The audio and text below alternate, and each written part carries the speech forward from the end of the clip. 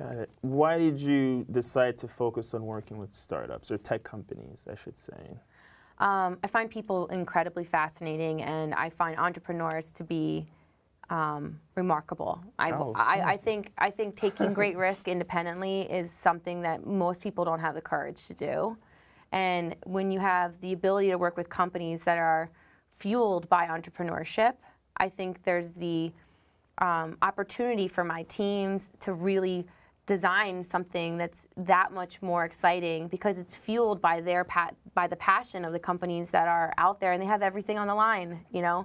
So we by proxy are an extension of that, and I think that that's really powerful, and it helps us become partners versus just a service provider, and develop relationships so that these are friendships and they're, you know, a lasting thing that becomes an experience and not just a job. I would totally agree with you. I think most entrepreneurs are extremely creative, and they have a tendency to want to do things that are interesting. So for you as a designer, working with people who are encouraging you to be more creative makes a lot of sense. What would you say makes a great designer?